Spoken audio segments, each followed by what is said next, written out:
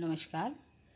आज मैं आपके कृतिका भाग 1 में पाठ मेरे संग की औरतें लेखिका मृदुला गर्ग द्वारा लिखा गया यह पाठ, इसके बारे में महत्वपूर्ण प्रश्न समझा रही हूँ। पहला प्रश्न है, लेखिका अपनी नानी को कभी नहीं देखा था, फिर भी वह उनके व्यक्तित्व से क्यों प्रभावित थी? उत्तर है, लेखिका की नानी की मृत्यु लेखिका की माँ की शादी होने से पहले ही उनकी मृत्यु हो गई थी, अतः उन्हें देखने का सवाल ही नहीं उठता। लेखिका ने अपनी नानी के व्यक्तित्व के बारे में लोगों के द्वारा, अपनी माँ के द्वारा जो भी सुना, वह उन बातों से प्रभावित थी कि नानी अनपढ़ होते हुए भी स्वतंत्र विचारों की महिला थी, कि नानी पढ़ी लिखी नहीं थी, फिर भी वह स्वतंत्र विचारों की महिला थी। उनके मन में अंग्रेज परस्त लोग थे, जो अंग्रेज़ों की गुलामी करने वाले लोग थे, उनके स्थान पर वो आज़ादी के लिए काम करने वाले लोगों के लिए उनके मन में बहुत ही आदर सम्मान का भाव था।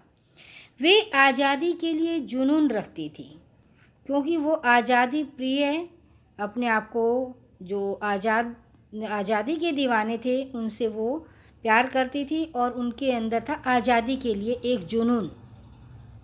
वह अपनी निजी जीवन में उच्च विचार और आज़ाद ख्यालों की महिला थी। जीवन के अंतिम दिनों में उन्हें अपने पुत्री के विवाह की चिंता हो गई थी।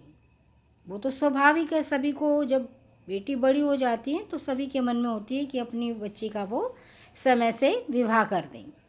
तो ये प्रश्न आपको समझ में आ गया होगा बच्चा। अब मैं दूसरा प्रश्न समझा रही हूँ। लेखिका की माँ परंपराओं का निर्वाह नहीं करती थी, लेकिन फिर भी वह सबके दिलों पर राज करती थी। ऐसी क्या विशेषता थी माँ के अंदर? उत्तर समझा रही हूँ बच्चों में। लेखिका की माँ परंपराओं का निर्वाह नहीं करती थी, फिर भी वह परिवार के सभी सदस्यों के दिलों पर राज करती थी। उनकी विशेषताएं थी। क्या विशेषताएं थी? उनका व्यक्तित्व बहुत सुंदर था। वो चेहरे और उससे ही सुंदर नहीं, उनका व्यक्तित्व भी बहुत सुंदर था। कैसे? वो स्वाभिमानी थी। वो दूसरों की बातों में दूसरों से काम करवा के उन्हें अच्छा नहीं लगता था। वो हर काम को खुद करने में ज़्यादा रुचि रखती थी। उनके अंदर एक स्वाभिमान था कि मैं कुछ करूं, मैं कुछ कर सकती हूं। और खूबसूरत भी थी वो, और नाजुक भी थी। उनकी ईमानदारी और निष्पक्षता, कि वो निष्पक्ष होकर सभी कार्य करती थी, किसी का पक्ष नहीं लेती थी। वो सच्चाई प्रिय होने के कारण सभी के दिलों पर राज करती थी। उसे क्या प्रिय था? सच बोलना, सच्चाई। और जो वो सलाह देती थी, जो मशवरा देती थी, उसका परिवार के सभी लोग सम्मान करते थे।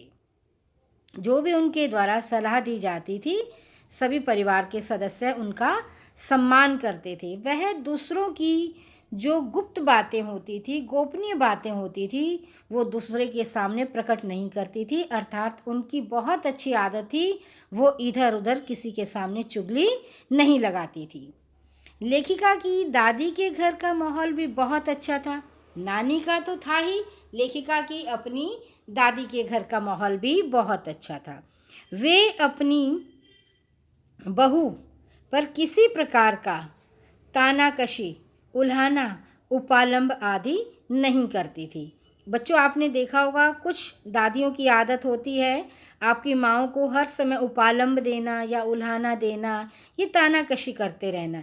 लेकिन लेखिका की दादी के अंदर ये अवगुण नहीं था। उनके अंदर क्या गुण था कि वो कभी तानाकशी नहीं करती थी, कभी उल्हाना नहीं देती थी, कभी उपालंब नहीं करती थी। दादी के साथ साथ घर में परदादी भी थी, जो आपके क्या थी? लेखिका के पिता की भी दादी थी। लेखिका की दादी की सास, परदादी कौन हुई? दादी की भी सास। वह अपनी पतोहू, कौन पतोहू? कौन? लेखिका की माँ के यहाँ पर लड़की होने के लिए ईश्वर से मंदिर में मन्नत मांग कर आई थी कि मेरी पतोहू को लड़की ही पैदा हो। क्या मांग कर आई थी? दादी जो है परदादी मंदिर में जाकर अपनी पतोहू के यहाँ पर लड़की होने के लिए मंदिर में जाकर ईश्वर से मन्नत मांग कर आई थी। लेखिका के घर में काफ़ी आज़ाद विचारों का माहौल था। बच्चों, ये 2 प्रश्न मैंने आपको समझाए हैं, बहुत अच्छी तरह से आपको समझ में आ गए होंगे।